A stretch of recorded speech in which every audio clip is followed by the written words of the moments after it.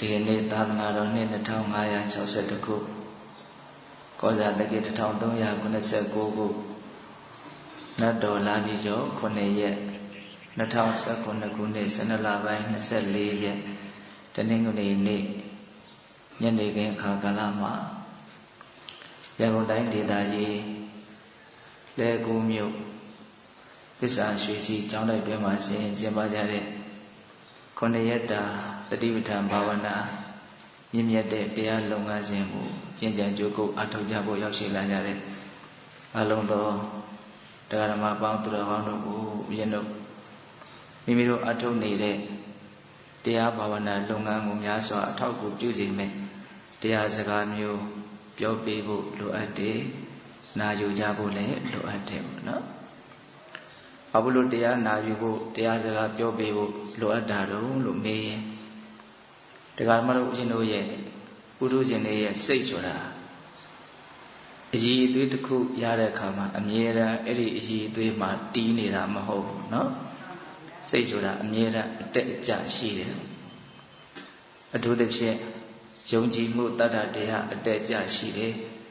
ကြိုးစားအထောက်မှုဝိရိယအတက်အကျလည်းရှိတယ်တတိတမာရိပညာအတက်အကျရှိပါတယ်ဒါကြောင့်ယံဖန်ယခတရားအထောက်ရတာအယံအဆင်ပြေပြီမလို့ယံဖန်ယခတရားအထောက်ရတာအဆင်မပြေဘူးဆိုတာရှိနော်အဲ့တော့ကိုယ့်ဟာကိုနားလည်အောင်ကြိုးစားကြဖို့လိုတယ်ပေါ့အဆင်ပြေတဲ့အခါဆိုတဲ့အခါကာလမျိုးမှာဘာကြောင့်အဆင်ပြေတာကိုရတာတော့ဘာလို့အဆင်ပြေတာတော့ဆိုတဲ့အကြောင်းတရားလေးတွေကိုတတိနဲ့ရှားတတ်ဖို့လိုတယ်ပေါ့အဆင်မပြေဘူးဆိုတဲ့အခါကာလမျိုးမှာလည်းပဲဘာကြောင့်အစင်မပြေဖြစ်ရတာတော့ဆိုတာလေးကိုကိုယ့်ဟာကိုယ်တတိနဲ့ရှာတတ်ဖို့လိုတယ်အလုံးဟာကိုယ်အကြောင်းတရားနဲ့ကိုယ်သွားနေကြတာဟုတ်လားအဲ့တော့ကိုယ်မှာအစင်ပြေတယ်အစင်မပြေဘူးဆိုတာတွေဟာအကြောင်းရှိတယ်အဲ့ဒါတွေကိုကမ္မထန်တရားပြတဲ့ဆရာကတိတိကျကျအကုန်လုံးဘယ်သိနိုင်မလို့နော်ဒါကြောင့်ကိုယ့်ရဲ့အကြောင်းတရားကိုကိုယ့်ဟာကိုယ်ရှာရရမှာအစဉ်ပြေတဲ့အခါလည်းပဲသတိရှိဖို့လိုတယ်အစဉ်မပြေတဲ့အခါမှာလည်းသတိရှိဖို့လိုတယ်အခုတရားစကားပြောတယ်ဆိုတာကအဲ့လိုအစဉ်ပြေခြင်းအစဉ်မပြေခြင်းကိုဖြစ်စေတဲ့တတ္တဝရိယတတိတမာရိပညာလို့ဆိုတဲ့ဒီအိန္ဒြေ၅ပါးဖို့၅ပါးရဲ့အတက်အကျကိုစဉ်းစားရှင်းရှင်းပြီးတော့အဲ့ဒီသူတော်ကောင်းတရားတွေမိမိတဏ္ဍာမှာအည်အသွေးတွေမြင့်လာစေဖို့သရတရားတွေတက်နေဖို့ဝရိယတရားတွေပြင်းထန်နေဖို့တရားစကားဆိုတာဟောပေးဖို့လိုအပ်တယ်နာယူမှတ်သားဖို့လိုအပ်တယ်ပေါ့နော်ဒါကြောင့်တရားနာတဲ့လုပ်ငန်းကိုတရားဘာဝနာအထောက်ကြတဲ့အခါမှာမဖြစ်မနေလုပ်ကြရတယ်ပေါ့သို့တော့ဒီလိုတရားအထောက်တဲ့အခါမျိုးမှာအမြဲတမ်းတရားတွေကခဏခဏနားထောင်နေရတယ်ဆိုရင်လည်းပဲအရန်ကြီးအရှင်မပြေလာဘူးအထောက်တဲ့ခြင်းအထောက်နာတဲ့ချိန်နာတွတ်တူအစဉ်ပြေပြီးလိုက်လျောညီတွေဖြစ်ဖို့တော့လိုတယ်ပေါ့နော်ဒါဒီနေ့တရားအထောက်ဖို့ရောက်လာကြတဲ့တရားဓမ္မပေါင်းသူတော်ကောင်းတို့ကိုဦးဇင်းတို့ဗာတရားဟောပြခြင်းလဲဆိုလို့ရှိရင်တန်ယုတ်တနိကေသက္ကရာဝကတန်ယုတ်ပါဠိတော်မှာလာရှိတဲ့ဝဇိတာဘိက္ခုနီသုတ်တံနဲ့သေလာဘိက္ခုနီသုတ်တံဆိုပြီးတော့သုတ်တန်တရားဒေသနာနှစ်ပုဒ်ကိုအချင်းချုပ်ပြီးတော့ပြောပါမယ်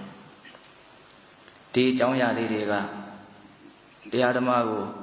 နာယူတဲ့အလေးအထားများတဲ့ပုဂ္ဂိုလ်တွေဆိုလို့ရှိရင်ကြာဘူးနာဝရှိထားကြပြီးသားအကြောင်းအရာလေးတွေပါသို့တော့ဘယ်တော့မှမယိုးနိုင်တဲ့အကြောင်းအရာလေးတွေလို့ဦးဇင်းတို့ထင်တယ်ဒါလေးကိုဖတ်ကြည့်တော့လေဦးဇင်းတို့လည်းပဲခက်ငယ်ငယ်တွေကစဒီအကြောင်းအရာလေးတွေကိုရင်းနှီးခွင့်ရပါတယ်သို့တော့အခုအချိန်မှာဒီအကြောင်းအရာလေးတွေကိုကြည့်လိုက်တော့လည်းပဲကိုယ့်ရဲ့စိတ်ထဲမှာတော့တမျိုးတမီအဖြစ်တော့အတိကတော့တိုးနေတော့မယ်ပေါ့ဒီအကြောင်းအရာလေးတွေကိုဖတ်တဲ့အခါမှာအတိညာကိုတော့ဒီအကြောင်းအရာလေးတွေကတမျိုးတမီဖြစ်ပေါ်သွားနေစေတော့မယ်ပေါ့ဒါကြောင့်ဘယ်ချိန်မဲနားထောင်မယိုးနိုင်တဲ့တရားစကားလေးတွေလို့လည်းဆိုခြင်းနော်အထူးသဖြင့်ဒီဘိက္ခုနီမတွေရဲ့အကြောင်းကိုပြောခြင်းရဲ့ရည်ရွယ်ချက်တစ်ခုကနေရောတရားအထုတ်ကြတယ်ဆိုတာများသောအားဖြင့်ဒကမာကြီးတွေပဲများတယ်နော်ဒကာကြီးတွေက ယောဂီတရားမှ10ရောက်တောင်ရှိဖို့မလွယ်ဘူးပေါ့ဒီမှာအခုတရားကြီးတွေအယောက်20လောက်ရှိတယ်ဆိုတာဒါတော်တော်ကိုများတဲ့ကဏ္ဍပေါ့နော်အဲ့တော့ဒကမာကြီးတွေများတဲ့တရားအထုတ်ကြတဲ့ပုဂ္ဂိုလ်တွေထဲမှာဘိက္ခုနီတွေရဲ့အကြောင်းကိုပြောရတာလည်းပဲတစ်မျိုးအဖြစ်ဒကမာကြီးတွေအတွက်အားဖြစ်เสีย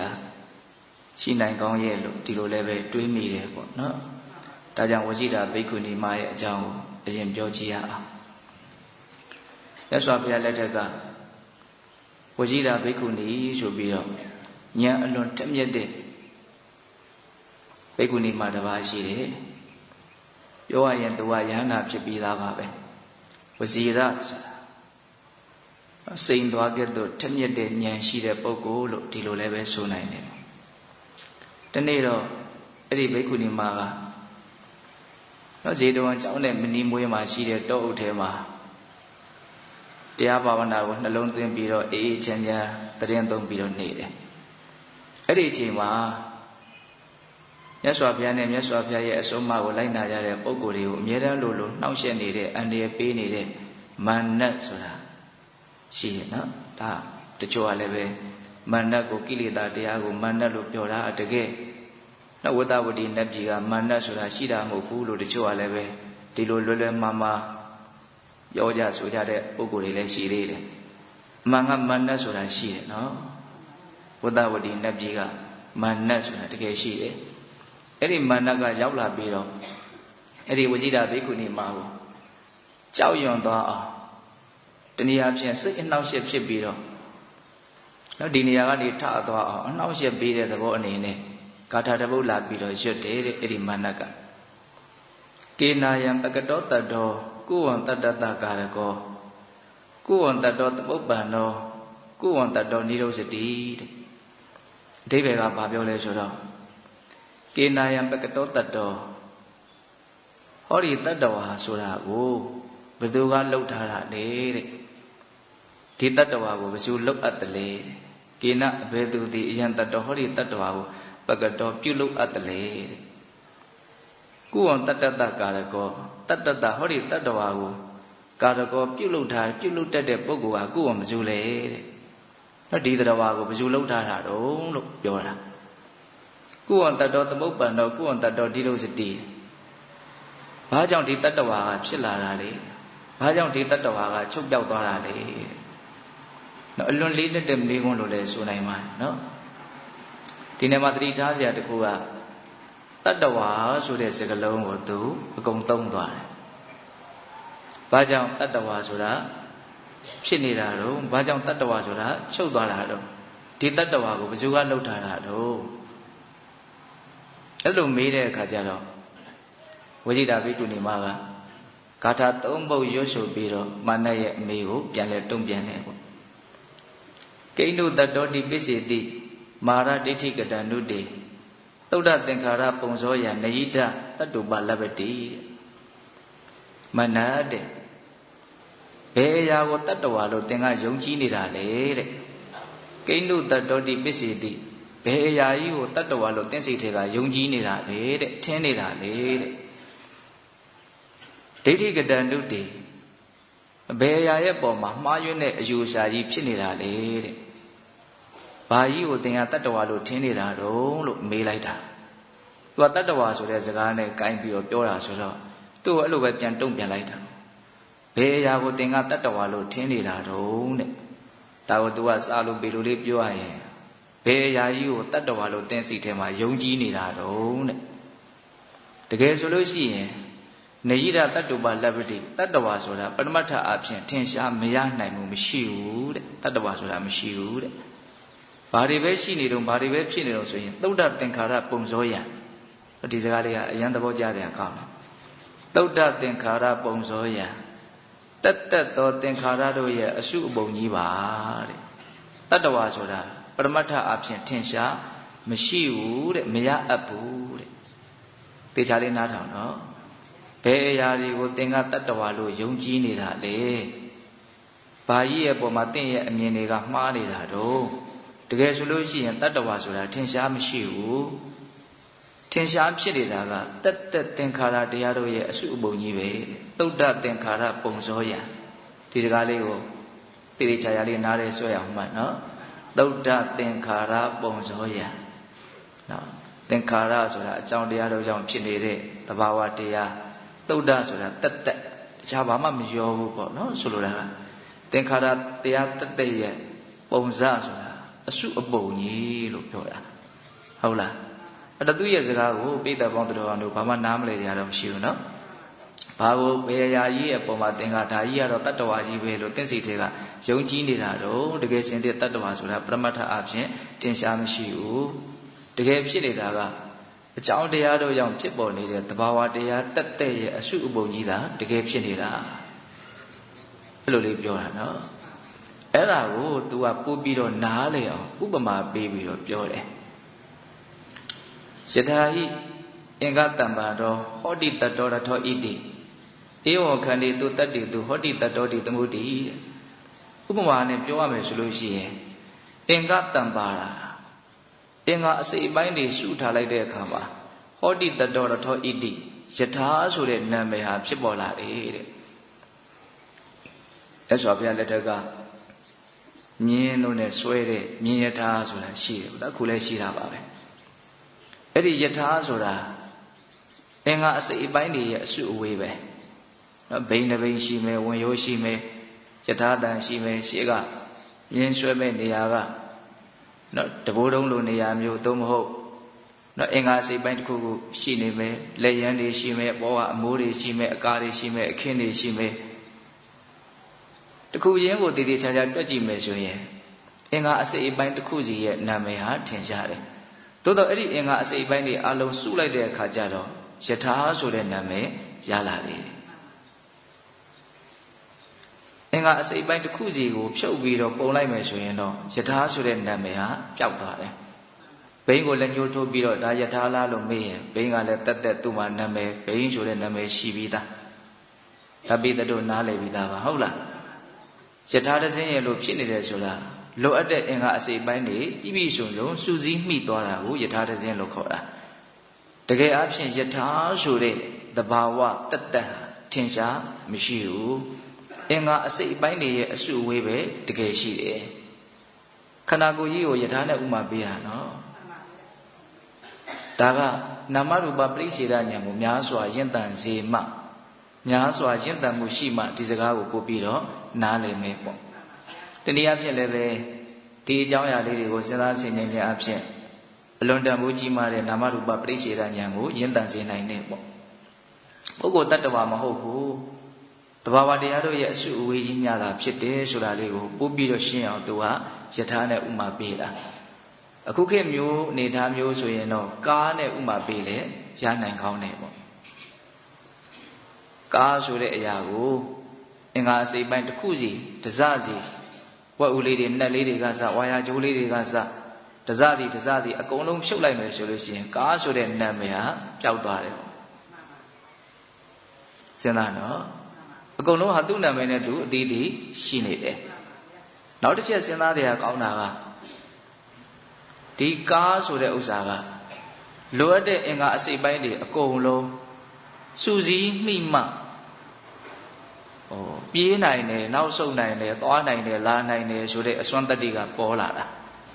တခုစီခွဲခြားထားမယ်ဆိုလို့ရှိရင်ကားရဲ့အစွမ်းတတ္တိဟာမရှိဘူးဟုတ်တယ်မဟုတ်လားအဲ့လိုပဲဒီခန္ဓာကိုယ်ကြီးကဒီခန္ဓာ၅ပါးကလည်းပဲအကုန်လုံးစနစ်တကျစူးစီးနေမှသာတယ်သူ့ရဲ့စွမ်းရည်တတ္တိကထွက်လာတာပြောနိုင်တာဆိုနိုင်တာလုံနိုင်တာကိုင်နိုင်တာတွေးနိုင်တာကြံနိုင်တာတခြားစဉ်းစားနော်တခုစီဖြုတ်ထားမယ်ဆိုလို့ရှိရင်အဲ့ဒီအစွမ်းထွက်လာတဲ့အကြောင်းမရှိဘူး။ဒီအချက်နဲ့ပတ်သက်ပြီးတော့ဆရာကြီးဥရွှေအောင်ရေးထားတဲ့ဘဝအကျဉ်းသားဆိုတဲ့စာမားလေးတစ်ပုဒ်ရှိတယ်။အဲ့ဒါကိုကြုံလို့ရှိရင်ဖတ်ကြည့်စေခြင်း။အဲ့ဒီအကြောင်းအရာကိုဆရာကြီးကဒီဘဝဒီခန္ဓာကိုကားတစ်စင်းနဲ့ဥမာပေးပြီးတော့ရေးထားတယ်။အလွန်လေးနက်တဲ့အကြောင်းအရာပါပဲ။ဟုတ်ရောနှောခြင်းဆိုတာရှိတယ်ပေါင်းဆက်ခြင်းဆိုတာရှိတယ်ရောနှောယုံရောနှောထားတယ်ဆိုလို့ရှိရင်အစွမ်းမထွက်ဘူးတဲ့စနစ်ကျပေါင်းဆက်မှအစွမ်းထွက်တာတဲ့ ဆိုကြပါစို့ကားမှာရှိတဲ့အင်္ဂါစိတ်ပိုင်းတွေကိုအကုန်လုံးဖြုတ်ပြီးတော့မိုးကခင်းကြီးပေါ်မှာအကုန်လုံးဖြန့်ချဲပြီးတော့အကုန်လုံးရောမှွေထားလိုက်မယ်အဲ့ဒီပစ္စည်းအစုပုံကြီးကပြေးနိုင်လားမပြေးနိုင်ရောတော့ရောထားတာပဲနော်ဟုတ်လားဒါပေမဲ့စနစ်တကျပေါင်းဆက်ထားတာမဟုတ်ဘူးရောယုံမဲ့ရောထားတာ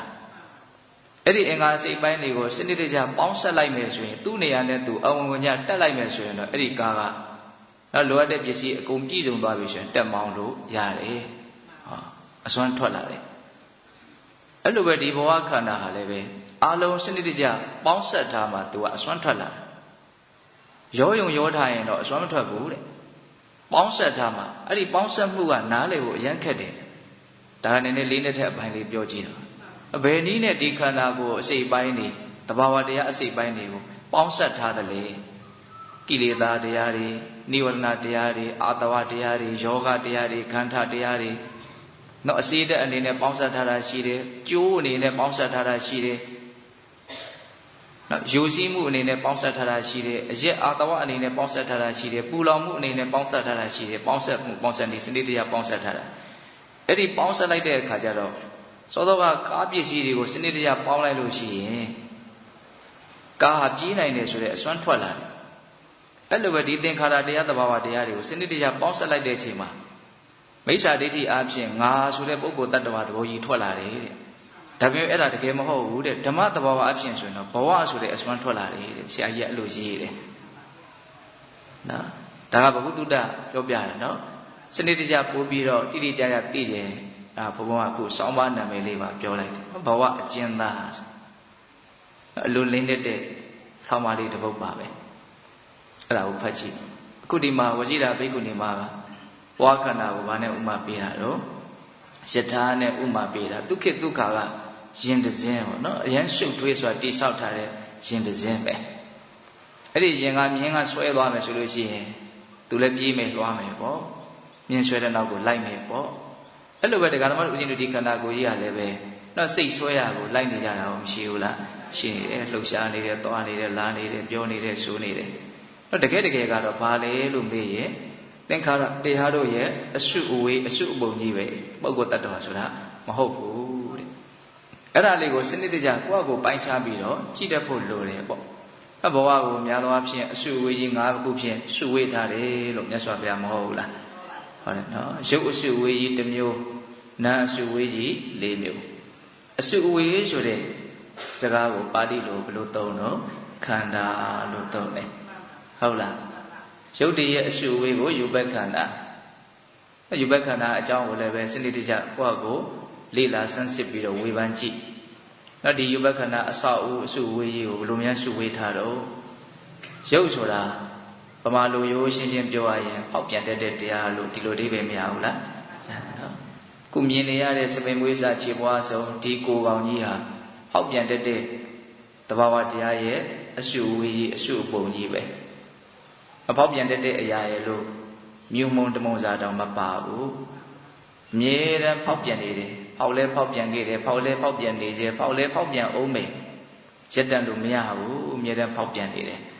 အဲ့ဒီဖောက်ပြန်နေတယ်ဆိုတာလေးကိုရိုးရှင်းရှင်းလေးအပေါ်ယံလေးနားလည်ကြည့်မိဝမ်းကောင်းကကျွတ်ထွက်လာကစားကပုံလေးနဲ့အခုပုံနဲ့ဘလောက်ကွာခြားသွားပြီတော့အချိန်တိုင်းဖောက်ပြန်နေတာပဲလေဟုတ်တယ်မဟုတ်လားခုလောလောဆယ်ကရက်တက်နေလားဆိုတော့ရက်တက်မနေဘူးစားထားတဲ့အစာအာဟာရတွေကိုအမြဲတမ်းခြေဖြစ်နေတဲ့အတွင်းထဲမှာတကြုံကြုံတစ်ချင်းချင်းခန္ဓာကိုယ်အစိတ်ပိုင်းတွေအမြဲတမ်းအလုံးလုံးနေတယ်ဒါမှလည်းရှင်းသတ်နိုင်မှာဘူးဟုတ်လားစပင်ပွေးလေးတွေကလည်းအမြဲတမ်းထွက်နေတယ်အရေပြားတွေကလည်းအမြဲတမ်းလဲနေတယ်လက်သေးလေးတွေဆိုလည်းအမြဲတမ်းထွက်နေတယ်ချွေးတွေရေတွေကလည်းအမြဲတမ်းထွက်နေတယ်ထဲထဲမှာသွေးတွေကလည်းအမြဲတမ်းလဲပတ်နေတယ်တကယ့်ကိုအလွန်ရှုပ်ထွေးတဲ့အရှုပ်ထွေးဆုံးဆိုတဲ့စက်တောင်သူ့လောက်ရှုပ်ထွေးမှာမဟုတ်ဘူးတွားနေသူအကြောင်းအကျိုးဆက်ပြီးတော့မလုပ်နေဘူးလုံနေကြတယ်ဖြစ်နေကြတယ်ဟုတ်ရလားအဲ့ဒါကိုကြည်ကြည်ပြင်းပြကိုယ့်ကိုတွေးတတ်ဖို့စဉ်းကျင်တတ်ဖို့လိုတယ်ပေါ့နော်အဲ့တော့ရုပ်အစုဝေးကြီးကိုအမိပြုပြီးတော့နေတယ်နောက်ထပ်ဘာအစုဝေးကြီးတွေရှိနေလဲနာအစုဝေးကြီးတွေရှိတယ်နာအစုဝေးကြတော့ရှုပ်ထွေးလွန်းလို့နဲ့နေလွန်းလို့ကျေပြန့်လွန်းလို့မြတ်စွာဘုရားက၄ပုံပုံပြီးတော့တောင်းဟောရတယ်ဝေဒနာခန္ဓာဆိုပြီးတော့ခံစားမှုအစုဝေးအလွန်နေကျပါလေခံစားမှုရဲ့နော်နေကျပုံလေးဆိုကြပါစို့တ ဓမဟင်စားတဲ့အခါမျိုးမှာအရသာအမျိုးမျိုးတွေကွဲပြားနေတာကိုအကြောင်းပြုပြီးတော့ခံစားမှုအမျိုးမျိုးဖြစ်နေတယ်ချင်းတယ်ဆိုတာလေးတစ်ခုတည်းမှာတော့ဘလို့ချင်းတယ်ဘလို့အနံလေးနဲ့ရောပြီးတော့ချင်းတယ်လေးလေးလေးချင်းတယ်ပေါ့ပေါ့လေးချင်းတယ်နာမည်တက်လို့မရတော့အောင်ကိုပဲကျေပြန့်တယ်တချို့ဝေဒနာတွေတချို့ခံစားချက်တွေကိုနာမည်တက်ဖို့မလွယ်ဘူးဟုတ်တယ်မဟုတ်လားတဘာဝတရားကပြည့်ညက်တက်လို့မလွယ်တော့အောင်ကျေပြန့်တယ်နည်းနည်းတယ်ဟုတ်ရဲ့လားအရသာလေးတစ်ခုကိုပဲစဉ်းစားမြင်တဲ့အခါမှာလည်းပဲဘလို့အရသာပေါ်လာတော့ဘာကိုမြင်တော့ဘလို့အရသာရှိတော့ပြောဖို့ခက်လိုက်တာဟုတ်ရဲ့လားဝေဒနာအဆောက်အုံကြီးလွန်းလို့ဝေဒနာကိုမြတ်စွာဘုရားကဘယ်လိုပြောတော့အဆူဝေးကြီးတစ်ခုလို့ဒီလိုပြောတယ်နောက်ထပ်ဘာအဆူဝေးရှိတော့တင်ညာမှတ်သားမှုအဆူဝေးဟုတ်လားမှတ်သားမှုအဆူဝေးအောင်မကြည့်ဘူးလားကြည့်ရနော်အများကြီးမှတ်ထားတာပဲလက်ဒီဆိုဘုရားကြီးကတော့လိမ္မာရာတက်ကျွမ်းတာတွေကအကုန်လုံးတင်ညာတွေကြီးပဲတဲ့ငယ်တွေကစပြီးတော့သင်ထားတာအဲ့ဒါတင်ညာတဲ့မုတ်ဆိုးကလည်းမုတ်ဆိုးလျောက်တန်ဃာကလည်းတန်ဃာလျောက်သူကလည်းသူအကုန်လုံးတက်ကျွမ်းထားတာလိမ္မာထားတာတိထားတာနားလည်ထားတာအဲ့ဒါတွေအကုန်လုံးတင်ညာတွေကြီးပဲတဲ့ဟုတ်လားစဉ်းစားနော်အခုလည်းပဲလူတိုင်းအသေးသေးငယ်ငယ်တွေကစမိဘတွေကကြည်လာလို့ရှိရင်ခဲပင်ပန်းပန်းရှားပွေစားတတ်မှုမပြည့်အောင်ဆိုပြီးတော့ဤမျိုးစုံနဲ့ပညာသင်ပေးထားတယ်အဲ့ဒီတက်ကျွမ်းမှုနားလည်မှုလေးတွေကိုအခြေခံပြီးတော့ရှားကြဖွေကြရတယ်လှုပ်ကြကိုင်ကြရတယ်ဘာတွေတော့တင်ညာတွေပေါ့ဟုတ်ရဲ့လားအဲ့ဒီတင်ညာအဆောက်အုံဘယ်လောက်ကြီးလဲဆိုတာတေချာစဉ်းစားကြည့်လေကျေလေပါပဲဟုတ်တယ်မဟုတ်လားဘာလှုပ်တက်တယ်ညာလှုပ်တက်တယ်ဘာမလှုပ်တက်ဘူးညာမလှုပ်တက်ဘူးဒါတင်ညာတွေပဲလေလှုပ်တက်တယ်ဆိုတာဘာလဲတင်ညာပဲလေမှတ်ထားလို့သူလှုပ်တက်တာပေါ့ဟုတ်တယ်မဟုတ်လားတင်ညာခန္ဓာအဆောက်အုံကြီးနော်ပြီးတော့ဘာလာတော့သင်္ခါရတဲ့သင်္ခါရဆိုတာဘာလဲလွယ်လွယ်ပြောရရင်သင်္ခါရဆိုတာတုံ့ပြန်နေတဲ့သဘောပဲကောင်းတဲ့ထင်ရင်လောဘနဲ့တုံ့ပြန်တယ်မကောင်းမှုထင်ရင်ဒေါသနဲ့တုံ့ပြန်တယ်နောက်စိတ်ထဲအမြဲတမ်းတုံ့ပြန်နေတယ်အဲ့ဒီတုံ့ပြန်မှုကလည်းအမြဲတမ်းသမယိုးကြသွားနေတာကောင်းတဲ့ထင်ရင်လောဘဖြစ်ဖို့ဘယ်သူမှလည်းသင်မပေးရဘူးကြိုးလည်းမကြိုးစားပါဘူးသူကလောဘကဖြစ်နေတယ်ဘလောက်စိတ်ဝင်စားစရာကောင်းတော့စိတ်တို့စရာကောင်းတဲ့အာယုန်နဲ့တွေ့တာနဲ့ဒေါသတန်းဖြစ်တယ်သင်စရာမလိုဘူးကြိုးစားစရာမလိုဘူးသမယိုးကြပုံမှန်တုံ့ပြန်နေကြတယ်ပေါ့နော်အဲ့ဒီတုံ့ပြန်မှုတွေကကာယကံဝစီကံမနောကံအဖြစ်ကံရှုတော်မှာကြည့်ပြီးတော့ပြောမယ်ဆိုရင်လည်းပြောလို့မရဘူးလားရတယ်နော်အဲ့ဒီတုံ့ပြန်မှုအရှုအဝေးကြီးဟာမကြီးကျယ်ဘူးလားကြီးကျယ်တယ်သင်္ခါရခန္ဓာအဲ့ဒီဝေဒနာတင်ညာသင်္ခါရဆိုတဲ့ဒီနာခန္ဓာအရှုအဝေးကြီး၄ခုဟာအဓိကကတော့ဝိညာဉ်နဲ့ခန္ဓာဆိုတဲ့သိမှုအရှုအဝေးကြီးကိုခြံရံပြီးတော့ဖြစ်ကြတာလို့ဆိုနိုင်တယ်သိမှုဝိညာဉ်အရှုအဝေးကြီးကအခရာပဲအဓိကပဲဒါကြောင့်လက်ဒီဆိုဘုရားကြီးကရုပ်ဓာတ်တွေထဲမှာတေဇောဟာအဓိကဖြစ်တယ်တဲ့မိဓာတ်နံဓာတ်တွေထဲမှာဝိညာဉ်ဟာအဓိကဖြစ်တယ်တိပီမှကျန်တာတွေဖြစ်ကြတာဒါကြောင့်မနောပုပ္ပင်္ဂမဓမ္မမနောတိဋ္ဌမနောမယမနတ္တစီပတန္တိနာဘာတတိဝါကရောတိဝါတတောနံဒုက္ခမနွေတိစာယဝအနုပါယိနိနံတရားတွေထဲမှာမနောမနဆိုတဲ့စိတ်ဝိညာဉ်ဟာခေါင်းဆောင်ဖြစ်တယ်တဲ့သူဟာအကြီးအကဲဖြစ်တယ်ကောင်းမြတ်တဲ့စိတ်ကြည်လင်တဲ့စိတ်ကလေးနဲ့လုံးမယ်ပြောမယ်ဆိုလို့ရှိရင်အဲ့ဒီပုဂ္ဂိုလ်ရဲ့နောက်ကိုချမ်းသာဒုက္ခတွေဟာအရှင်လိုက်တယ်ဥပမာကိုယ့်ရဲ့နောက်ကိုအရေးဟာအရှင်လိုက်တယ်လို့မျိုးပဲလို့ဓမ္မပဒပါဠိတော်မှာဟောတယ်ပေါ့နော်အဲ့ဒါလိုပဲဦးဇင်းတို့မနောပုပ္ပင်္ဂမဓမ္မမနောတိဋ္ဌမနောမယမနတ္တစီပဒုဋ္ဌေနဘာတတိဝကရောတိဝတတောနံဒုက္ခမနွေတိစက္ကံဝဝဟတောပဒနံတရားတွေမှာစိတ်ဝိညာဉ်ဆိုတဲ့မနောဟာခေါင်းဆောင်ဖြစ်တယ်ယုံညံ့တဲ့စိတ်နဲ့ပူလောင်ရှုပ်ထွေးတဲ့စိတ်နဲ့လုံးမယ်ပြောမယ်ဆိုရင်အဲ့ဒီပုဂ္ဂိုလ်ရဲ့နောက်ကိုဆင်းရဲဒုက္ခဟာအမြင်လိုက်လိမ့်မယ်ဥပမာဝန်ဆောင်နွားလားခြေရရဲ့နောက်ကိုသူဆွဲထားတဲ့လှဲရဲ့လှဲပင်းရာကြီးကအစဉ်လိုက်နေတယ်လို့ပဲတဲ့ဒါကြောင့်နံတရားတွေထဲမှာဘယ်သူကောင်းဆောင်လဲလို့မေးရင်ဝိညာဉ်တိမှုသူလည်းအလွန်ကြီးမားတဲ့အဆောက်အဦကြီးတစ်ခုလို့သုံးတယ်ဆိုတော့ကြီးကအယောင်အစင်းတွေကိုသိတယ်သိပြီးမှခံစားကြတာမှတ်သားကြတာတုံ့ပြန်ကြတာနော်အတန်မျိုးစုံကိုသိတယ်အနတ်မျိုးစုံသိတယ်ရတာမျိုးစုံသိတယ်အတွေ့အထိမျိုးစုံသိတယ်အတွေ့အကြံမျိုးစုံသိတယ်သိတယ်ဆိုတဲ့ဝိညာဉ်ကိုအကျဉ်းများဖြင့်ဘယ်နှမျိုးပိုင်တော့6မျိုးပိုင်တယ်ပေါ့နော်ဝိညာဏတ္တ6မျိုးလို့မှတ်သားထားကြတယ်ပေါ့နော်ဓာတ်18ပါးထဲမှာဝိညာဏတ္တ6ပါးရှိဟုတ်လား အဲ့တော့တရားဓမ္မတို့ဦးဇင်းတို့ရဲ့ဘဝဟာဘာလဲလို့မေးယထာတဇင်းလို့ကားတဇင်းလို့အင်္ဂါအစိတ်ပိုင်းတွေစနစ်တကျပေါင်းဆက်ထားတာဒါကြောင့်အစွမ်းထွက်နေတာတခုချင်းစီမှာအစွမ်းမရှိဘူးစနစ်တကျပေါင်းထားလို့လည်းအစွမ်းထက်တာပုံတော်ကြောရောယုံရောမှွေထားမယ်ဆိုရင်ဘာအစွမ်းမှမရှိဘူးအဲ့ဒီသဘာဝတရားကိုနားလည်အောင်ဒါတွေကိုဘာလို့တက်ဖို့လို့ဆိုအကုန်လုံးကိုဖြုတ်ဖြက်ပြီးတော့ကြည့်တတ်ဖို့လို့လေဒါအယိုးရှင်းရှင်းပြောကြည့်တာနော်ခန္ဓာကိုယ်ကြီးကိုဉာဏ်နဲ့ဖြုတ်ပြီးတော့တစသည်တဏသည်ဖြုတ်ပြီးတော့ကြည့်တတ်တဲ့နယ်ပေါ့နော်နံတရားတွေကိုတစသည်ဖြုတ်ပြီးတော့နားလည်ဖို့ဆိုတာတိတ်တော့မလွယ်ဘူးဒါလည်းပဲသတိထားမယ်ဆိုရင်တော့အော်ဒီလိုပဲပေါင်းဆက်ပြီးတော့အကြောင်းအကျိုးဆက်ပြီးတော့ဖြစ်ပေါ်နေတဲ့သဘောလို့တော့နားလည်နိုင်ပါလေအစကလည်းဥမာပို့ပြီးတော့ရှင်းရှင်းလင်းလင်းသိဖို့အတွက်ရုပ်တရားတွေကိုတစသည်တမွသည်ဖြုတ်ပြီးတော့ကြည့်ကြည့်ပေါ့အဲ့ဒါဆိုရင်ကိုတော်တော်လေးစိတ်ထဲမှာနာမရူပပရိစ္ဆေဒဉာဏ်ရင့်တန်နိုင်တယ်ပုဂ္ဂိုလ်တ attva ဆိုတဲ့တက္ကာယဒိဋ္ဌိနေသွားနိုင်တယ်ပေါ့32ခုထာတာ32မျိုးလောက်ဖြုတ်ကြည့်ပေါ့ဒီခန္ဓာကိုယ်ဆက်ကြီးလဲပတ်နေတာနော်ဘယ်လိုနည်းနဲ့လဲပတ်နေလဲဒါတော့သိဖို့လွယ်နော်ဟုတ်တယ်မဟုတ်လားစာပေမွေးခြင်းခြေသေးလက်သေးသွားရည်အသားကြောရိုးရိုးတွင်ခြင်းသည်အစရှိသဖြင့်32မျိုးသောကုဋ္ဌာတဘယ်ကုဋ္ဌာတကဘလို့ပုံသဏ္ဍာန်ရှိတယ်ဘလို့အလုပ်ကိုလုပ်တယ်ခန္ဓာကိုယ်ရှင်သန်ရေးအတွက်ဘလို့အထောက်အကူပြုတယ်ဘယ်ဟာမရှိရင်တော့မဖြစ်ဘူးမရှိမဖြစ်တာကြီးပါပဲဒီရှင်သန်ဖို့အတွက်ကဘောကအုပ်ထားတဲ့အရေးပြားလေးတောင်မရှိရင်မဖြစ်ဘူးဟုတ်တယ်မဟုတ်လားတော့ဒီခန္ဓာကိုယ်ကြီးဆက်လက်လက်ပတ်ရှင်သန်နေဖို့အတွက်ဒီဆောက်ထားတဲ့ရုပ်ပိုင်းဆိုင်ရာအဆောက်အဦကိုဖြုတ်ဖြက်ပြီးတော့ကြည့်တတ်မယ်ဆိုရင်တော့အများကြီးဉာဏ်နဲ့ရင့်တန်လာတဲ့အကြောင်းမရှိဘူးလားရှိတယ်အဲ့ဒါဝစီရာဘိက္ခုနီမှာပါနော်ပုဂ္ဂိုလ်တ attva ဆိုတာထင်ရှားမရှိဘူးတဲ့တက်တက်သင်္ခါရတရားတို့ရဲ့အစုပုံကြီးဖြစ်တယ်ဥပမာအင်္ဂါရက်တွေရှုနေလို့ယထာလို့ခေါ်ရတယ်လို့မျိုးနော်တဘာဝတရားတွေရှုပေါင်းရှုထားတာကိုပဲတ attva လို့သမုတ်ကြတယ်တဲ့ဧဝံခန္တီတုတန်တီတုဟောတိတတ္တောတိသမှုတိဟောဧဝံခန္တီတုတန်တီတုခန္တီတုခန္ဓာဆိုတဲ့အသုံးနှုန်းလေးနဲ့ပြောတယ်နော်ခုတင်လေးပဲဘုံဘုံအဲ့ဒါကို၅မျိုးပိုင်းပြီးတော့ပြောသွားဟုတ်လားဒီခန္ဓာ၅ပါးထင်ရှားဖြစ်နေတာကိုပဲတ attva လို့သမုတ်ကြတာပါတဲ့တကယ်တကယ် attva ဆိုတာထင်ရှားမရှိထင်ရှားရှိတာကဘာလဲတက်တက်သင်္ခါရတရားတို့ရဲ့အစုအပုံကြီးတာထင်ရှားရှိတယ်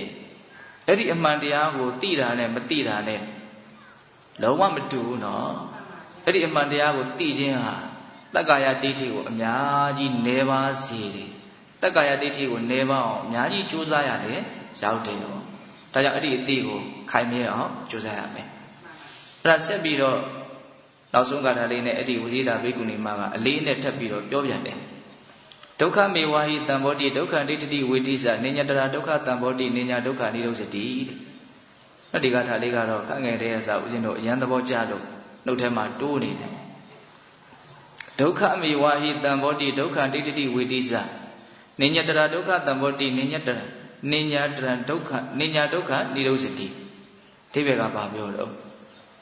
ဒုက္ခမေဝါဟိတံဘောတိဒုက္ခတွေပဲဖြစ်နေတာတဲ့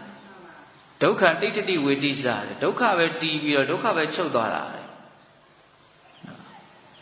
နေညတရာဒုက္ခတံဘောတိ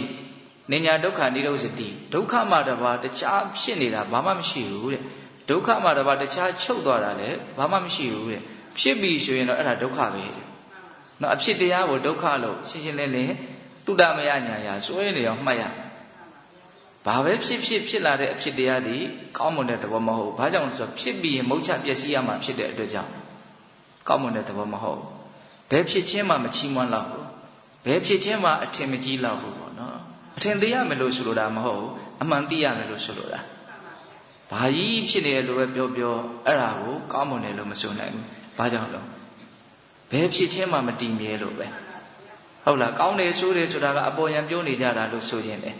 တကယ်တကယ်ကောင်းဆိုးအကုန်လုံးတူညီစွာပြီးဆုံးပြောက်ွယ်သွားတယ်ဗမာစကားပုံနဲ့ရိုးရိုးလေးပြောရရင်တော့အတူတူနဲ့အနူနူတွေကြီးပဲလို့ပြောမယ်ဆိုရင်လည်းပြောလို့ရတယ်ဒီပုတ်ထဲကပဲဒီပဲကြီးပဲလို့ပြောလို့လည်းရတယ်ဖြစ်လာတဲ့တရားတွေကအကုန်လုံးတူညီစွာပြောက်ွယ်သွားကြတယ်အိဋ္ဌာယုံကောင်းမြတ်တဲ့အာယုံတွေဆိုရင်တရားဓမ္မတို့ဦးဇင်းတို့တွေကအရင်ထင်ကြီးခြင်းနဲ့ပေါ့ဒါဦးဇင်းတို့လည်းဒီတိုင်းပါပဲအိဋ္ဌာယုံမကောင်းတဲ့အာယုံတွေဆိုရင်တော့အရင်အထင်သေးခြင်းနဲ့ပေါ့အထင်ကြီးခြင်းအထင်သေးခြင်းကပဲပြီးတော့ကိုယ့်ကိုနှိမ့်ဆက်တာအမှန်မသိလို့အထင်ကြီးခြင်းအထင်သေးခြင်းဆိုတာဖြစ်လာတာဟုတ်တယ်မဟုတ်လား တကယ်တမ်းကအထင်ကြီးခြင်းအထင်သေးခြင်းဆိုတဲ့မလိုလားအပ်တဲ့စိတ်အထင်တွေစိတ်ခံစားချက်တွေကိုဖျောက်ပြစ်နိုင်ဖို့အတွက်အမှန်တရားကိုမြင်အောင်လုပ်ရမယ်ပေါ့အမှန်တရားကိုမြင်တာနဲ့ထင်ကြီးတာတွေထင်သေးတာတွေကတဖြည်းဖြည်းနဲ့နည်းသွားမယ်ပေါ့အဲ့တော့အမှန်တရားကဘာလဲဆိုတော့ပျောက်ပြက်သွားတဲ့သဘောပဲဟုတ်တယ်မဟုတ်လားအနိစ္စပဲနော်အဲ့ဒါကအဓိကပဲဟုတ်လားအဲ့ဒီအနိစ္စကိုသိလို့ရှိရင်ဒုက္ခလို့ပြောတာကိုညင်းစရာအကြောင်းမရှိဘူး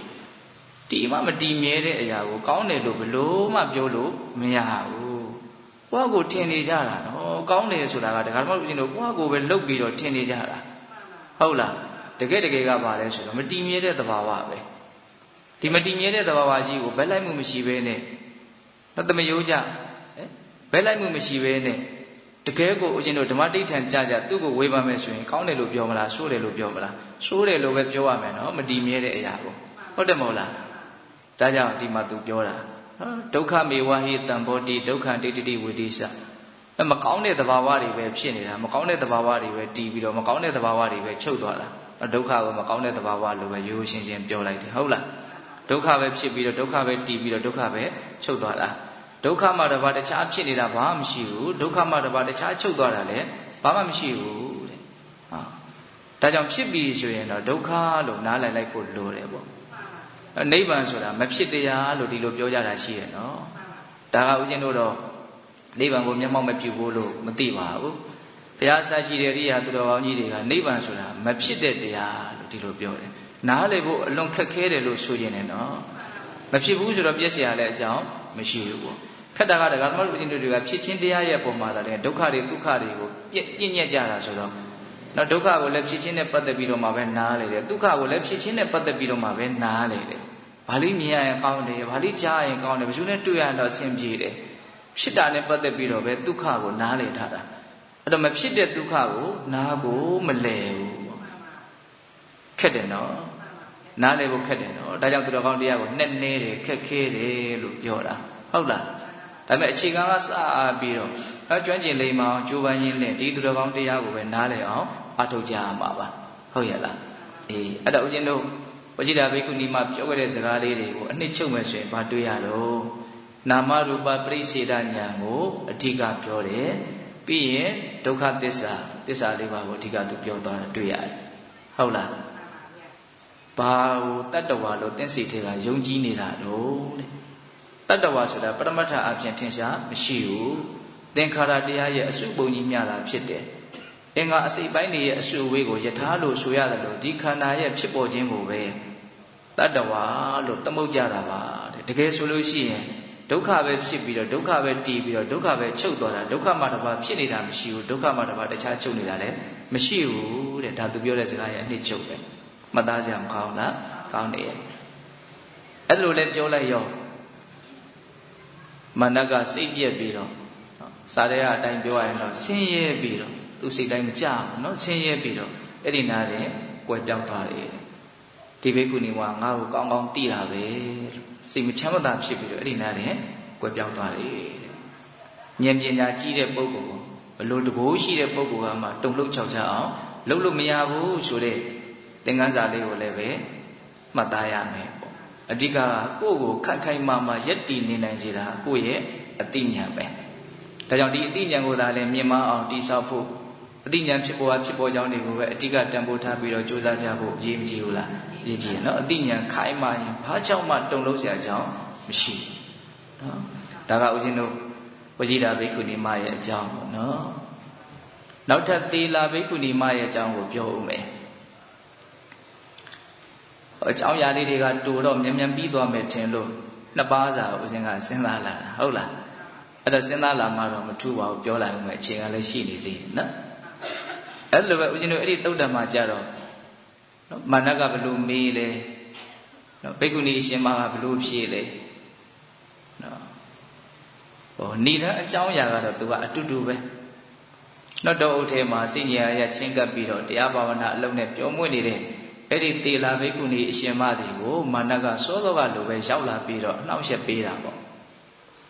အဲ့ဒါဦးဇင်းတို့တာဃထာဘကတန်ယုတ်ပါဠိတော်ထဲမှာဘိက္ခုနီတန်ယုတ်ဆိုပြီးတော့ဘိက္ခုနီမတွေရဲ့အမှန်နဲ့တွေ့ကြုံရတာကိုအခြေခံပြီးတော့ပြောထားတဲ့စကားတွေကိုမှတ်တမ်းတင်ထားတာနော်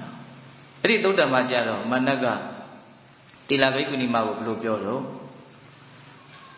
ကေနိဒံပကတံဗိမံကွာနုဗိမတ္တကာရကောကွာနုဗိမံသမုပ္ပန္နကွာနုဗိမံနိရောဓတိတဲ့သောတော့ကမေခွန်းနဲ့အဓိပ္ပာယ်အားသိပြီးတော့မချာနာဘူးအဓိပ္ပာယ်ကဘယ်လိုပြောတော့ဆိုတော့ဣဒံဗိမံဟောဒီအယုတ်ကိုကေနအဘယ်သူကပကတံပြုထားလေတဲ့နော်ဒီခန္ဓာကိုယ်အယုတ်လို့ပြောတာလေးကိုတော့ဥဒ္ဒယသဘောကျဗိမံအယုတ်ဟုတ်လားအခုခေတ်အနေနဲ့ဆိုရင်ဒါလေးကပိုးပြီးတော့ကြည်ပြင်းပြစဉ်းစားကြရကောင်းတယ်နော်ဆီလီကွန်တွေနဲ့လူယုတ်ကလေးတွေလောက်ထားတာမရှိဘူးလားရှိရတော့တော်တော်ကိုတူအောင်ဒါဟိုလူတယောက်ရဲ့ဖြည့်ဆည်းမှုမျိုးနဲ့တတ်နိုင်တဲ့များဖြည့်ဆည်းနိုင်တဲ့အဆင့်ထိရောက်အောင်လှုပ်ထားနိုင်ကြတယ်လို့ဆိုတယ်အော်စရာပဲဒါပေမဲ့အဲ့ဒါပါလေအယုတ်ပဲလေဟောအယုတ်လို့သိတဲ့အခါကျတော့အဲ့ဒါနဲ့ပတ်သက်ပြီးတော့ခန်းစားချက်ကဘာမှမလေးနက်ဘူးဟုတ်တယ်မဟုတ်လားအဲ့ဒီအယုတ်ကြီးခေါင်းပြက်ပြီးတော့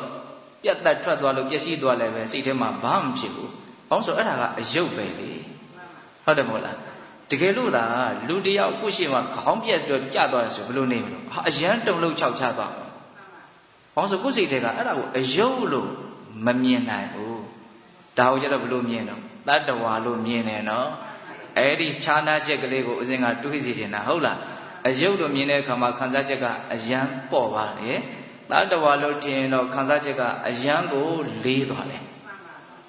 အဲ့တော့ဒီနေ့မှာတတ္တဝါဆိုတာက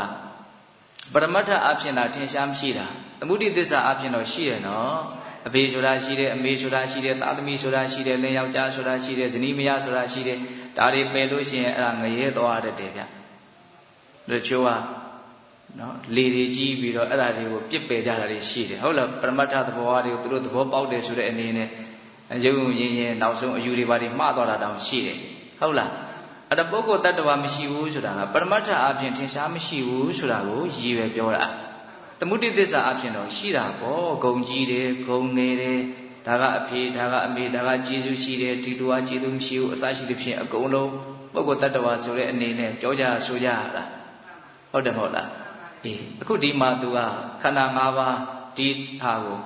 အယုတ်လို့သုံးတယ်စောတလုံးကဝိဇိတာဘိက္ခုနီမကိုကြတော့တတ္တဝါဆိုတဲ့အသုံးနှုန်းနဲ့မေးတာအခုဒါကြတော့ဘယ်လိုသုံးတော့အယုတ်လို့သုံးတယ်နော်ကိနိဒံပကတံဗိမံကွန္တုဗိမတ္တကာရကောတဲ့ဗိမတ္တဟောဒီအယုတ်ကိုတဲ့ကာရကောပြုတ်ထားတဲ့ပုဂ္ဂိုလ်ကကွာလို့ဘယ်သူတော့နဲ့ဘယ်သူလှုပ်ထားတာတော့နဲ့ဒီအယုတ်ကလေးကိုဘယ်သူလှုပ်ထားတာတော့နဲ့ဒီအယုတ်ဆိုတာဘာပြောတာတော့ဒီဝခန္ဓာကိုပြောတာနော်ဟုတ်တယ်ကဓမ္မလူကြီးရဲ့ခန္ဓာကိုပြောတာနော်ဒီအယုတ်ကဘယ်သူလှုပ်ထားတာတော့ဒီအယုတ်ကိုလှုပ်တဲ့လူကဘယ်သူတော့တဲ့ကွန္တုဗိမံသမုပ္ပန္နကွန္တုဗိမံနိရောဓတိတဲ့နော်ဒီအယုတ်ကဘာကြောင့်ဖြစ်လာတာတော့ဒီအယုတ်ကဘာကြောင့်ချုပ်သွားတာတော့တဲ့စဉ်းစားရကောင်းတယ်နော်အမှန်နဲ့တောင်ကျေးဇူးတင်ရမလို့ရှိတယ်နော်သူရှာရှာပေါက်ပေါက်မေးလို့ဟောဖြေလို့ကျွတ်တို့မသိရတာဟုတ်လားဒီအယုတ်ကိုဘယ်လိုလုပ်ထားတာတော့ဒီအယုတ်ဘာကြောင့်ပြက်သွားတာဒီအယုတ်ဘာကြောင့်ဖြစ်လာတာတော့တဲ့နော်သူမေကွန်ကစောသောမေကွန်နဲ့တထက်သေးလို့တောင်ဆိုလို့ရပါတယ်ဟုတ်လားအဲ့တော့စောသောကဝရှိတာဘိက္ခုနီမကတော့နာမရူပပရိစ္ဆေဒဉာဏ်အမြင်ရှုတော့ကနေပြီးတော့ထင်ရှားအောင်ပြောတယ်အခုဒီမှာတေလာဘိက္ခုနီမကတော့ပစ္စယပရိက္ခဉာဏ်ရှုတော့ကနေကြည့်ပြီးတော့ပြောတယ်လို့ဦးဇင်းစိတ်ထဲမှာခံစားရတယ်ပေါ့နော်သူအကြောင်းအကျိုးသဘောနဲ့ကပ်ပြီးတော့ပြောတာဟုတ်တယ်အဲ့လိုလဲပြောကြကောင်းတယ်သူမေးတာဒါဘယ်သူလှုပ်ထားတာတော့မေးတာ哦ဒီအယုတ်ကိုဘယ်သူလှုပ်ထားတာတော့ဒီအယုတ်ကဘာကြောင့်ဖြစ်လာတာတော့ဒီအယုတ်ကဘာကြောင့်ချုပ်သွားတာတော့ဘာကြောင့်ဆိုတဲ့နော်မေကုံကအကြောင်းတရားကိုရှာဖွေရမရောက်ဘူးလားအဲ့အကြောင်းတရားကိုရှာဖွေရရောက်လို့ तू ကအကြောင်းတရားနဲ့တကွာပြောတာဟုတ်လားအဲ့ဒါပစ္စယပရိက္ခဉာဏ်ဘာကြောင့်ဖြစ်တယ်ဆိုတာကို तू ပြောလိမ့်မယ်နော်ဒီဖြစ်ချင်းတရားဟာဘာကြောင့်ဖြစ်တယ်ဆိုတာပြောလိမ့်မယ်နော်အဲ့တော့မေကုံကိုကလည်းပဲပစ္စယပရိက္ခဉာဏ်အနေထားကနေဖြေလို့ရှိရင်ရှင်းလင်းနိုင်တဲ့မေကုံလို့လည်းဆိုနိုင်တယ်ပေါ့နေယိတံအတ္တကတံဗိမံနေယိတံပရကတံအခံဟေတုံပရိစ္ဆတံဗုဒ္ဓဟေတုပင်ကနိရုဇတိတဲ့ဟောဒီကထာလေးလည်းကောင်းတယ်နော်နေယိတံအတ္တကတံဗိမံဒီရုပ်ကိုငါလှုပ်ထားတာလည်းမဟုတ်ဘူးတဲ့နော်ဆိုလိုတာငါဘဝကြီးငါလှုပ်ထားတာမဟုတ်ဘူးလို့ဆိုချင်တာနော်နေယိတံပရကတံအခံနော်ဒီအယုတ်ကိုသူတို့ဘာလှုပ်ထားတာလည်းမဟုတ်ဘူးတဲ့ငါလှုပ်တာလည်းမဟုတ်ဘူးသူလှုပ်တာလည်းမဟုတ်ဘူးတဲ့ဒီနေ့မှာငါဆိုတာကပုဂ္ဂိုလ်တ attva အနေကိုရည်ညွှန်းတာနော်ဒီဥစ္စာကနည်းနည်းရှင်းအောင်ပြောဖို့တော့လိုတယ်နော်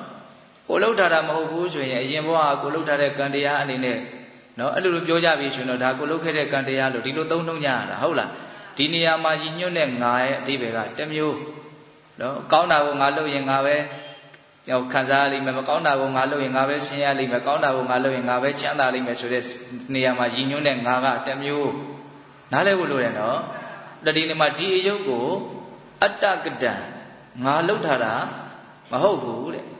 နော်နအတ္တကတံငါလှုပ်ထားတာမဟုတ်အဲ့ဒါလိုပဲနပရကတံတပါးသူတွေလှုပ်ထားတာလည်းမဟုတ်ဘူးတဲ့ဆိုလိုတာကပုဂ္ဂိုလ်တ attva ဆိုတာကိုထင်ရှားမရှိတဲ့အတွက်ကြောင့်ငါဆိုတာကိုထင်ရှားမရှိတဲ့အတွက်ကြောင့်သူဆိုတာကိုထင်ရှားမရှိတဲ့အတွက်ကြောင့်ငါလှုပ်တယ်သူလှုပ်တယ်လို့ဘယ်လိုမှပြောလို့မရအောင်ဆိုကြပါစို့ဒီကဓမ္မတို့ဦးဇင်းတွေကငါလို့ဆွဲတာကနော်ဒီကိုယ့်ရဲ့ခန္ဓာကိုယ်လို့သမုတ်ထားတဲ့ဒီအစုဝေးကြီးကိုငါလို့ဆွဲတာတခြားခန္ဓာအစုဝေးကြီးကိုကြတော့ဘယ်လိုဆွဲတော့သူလို့ဆွဲတယ်ပေါ့နော်တကယ်တမ်းကဒီခန္ဓာ၅ပါးပဲဖြစ်ပေါ်နေတာငါဆိုတာဖြစ်နေတာလည်းမဟုတ်ဘူးသူဆိုတာဖြစ်နေတာလည်းမဟုတ်ဒါကြောင့်ငါလှုပ်ထားတယ်လို့ပြောလို့မရတယ်လို့သူလှုပ်ထားတယ်လို့ပြောလို့လည်းမရဘူးတဲ့ဘာကြောင့်ဒါကြီးဖြစ်လာတယ်လို့ဘာကြောင့်ဒါကြီးချုပ်သွားတာတော့ဟေတုံပရိစ္ဆတံဗုဒ္ဓဟေတုဘင်္ဂနိရုစတိနော်အကြောင်းတရားကိုဆွဲပြီးတော့ဖြစ်လာတာပါတဲ့အကြောင်းတရားချုပ်သွားတော့ဒါကြီးလည်းချုပ်သွားတာပါပဲတဲ့သူအကြောင်းတရားလို့အဲ့ဒီထဲမှာသူကတခါတည်းဖြစ်ချင်းရဲ့အကြောင်းတရားကိုခြုံပြီးတော့ပြောလိုက်တာပေါ့ဖြစ်เสียအကြောင်းရှိလို့ဖြစ်လာတာနော်အဲ့တော့ဖြစ်เสียအကြောင်းကဘာလဲလို့မေးရင်ဒကာသမားတို့နားလည်ထားပြီးသားကံစေဥတုအာဟာရပေါ့နော်အယံထင်ရှားတာကစပြီးတော့စဉ်းစားကြည့်ခြင်းနဲ့ဆိုရင်အာဟာရကိုစဉ်းစားကြည့်တဲ့နဲ့အဲ့ဒကာသမားတို့ဦးဇင်းတို့အခုရှင်းနေတာစားတော့ဝါမျိုးထားတဲ့အာဟာရဓာတ်ကလေးကိုအမိပြုပြီးတော့ရှင်းနေတာအဲ့ဒါကိုအကြောင်းခံပြီးတော့ရှင်းနေတာဖြစ်နေတာအဲ့လွန်ခဲ့တဲ့9ရက်လောက်ကစပြီးတော့ဘာမှရေကားစဒီဒီပိုက်ထဲကိုမထည့်ခဲ့ဘူးအရေတွေအဖက်တွေဘာမှမထည့်ခဲ့ဘူးဆိုရင်ဒီအချိန်မှာဒီလိုဘယ်လိုမှနေလို့မရဘူးဟုတ်တယ်မဟုတ်လားအကြောင်းတရားကြောင့်ဖြစ်နေတာဆိုတာအလွန်ထင်ရှားတယ်ပေါ့နော်ဒါပေမဲ့တရားဓမ္မတို့ဦးဇင်းတို့တွေကကိုယ်စွမ်းနဲ့ကိုယ်ရက်တည်နေတယ်လို့ထင်နေကြတာကြီးပဲဒါဦးဇင်းတို့လည်းဒီတိုင်းပဲတက္ကာဒိဋ္ဌိတန်းလဲနေတာဆိုတော့ငါအစွမ်းနဲ့ငါရက်တည်နေတာလို့ထင်နေတာအမှန်ကငါရက်တည်နေတာလားအာဟာရကိုအကြောင်းခံပြီးတော့ဖြစ်နေတာလားအာဟာရကိုအကြောင်းခံပြီးတော့ဖြစ်နေတာပြောရင်ဒီမြင်နေရတဲ့ရုပ်အစုဝေးကြီးကိုပါစားအာဟာရတကပြောင်းလဲလာတဲ့အစုဝေးကြီးလို့ပြောမယ်ဆိုတော့ပြောလို့မရဘူးလားပြောလို့ရတယ်နော်ဒါပေမဲ့ဒီပုံစံကလေးဒီရုပ်ရည်ကလေးဒီလိုအနေအထားလေးကျမ်းမာရေးအခြေအနေရုပ်ရည်အခြေအနေဒါတွေကတော့ဘယ်တိုင်းတာထိရှင်းသန်းနေရတယ်ဆိုတဲ့အခြေအနေဒါတွေကတော့ကံတရားပေါ်မှာအဓိကအကြောင်းခံနေပေါ့ဟုတ်တယ်မဟုတ်လားကိုယ့်ရဲ့ရုပ်ရည်ကိုကိုရွေးချယ်ခွင့်ရှိသလားဥပန်ဒီတဲ့အတိုင်းခံရတာနော်စဉ်းစားကြည့်နော်အခုမကြိုက်လို့ဘာမှပြောင်းလို့မရဘူးဟုတ်တယ်မဟုတ်လာ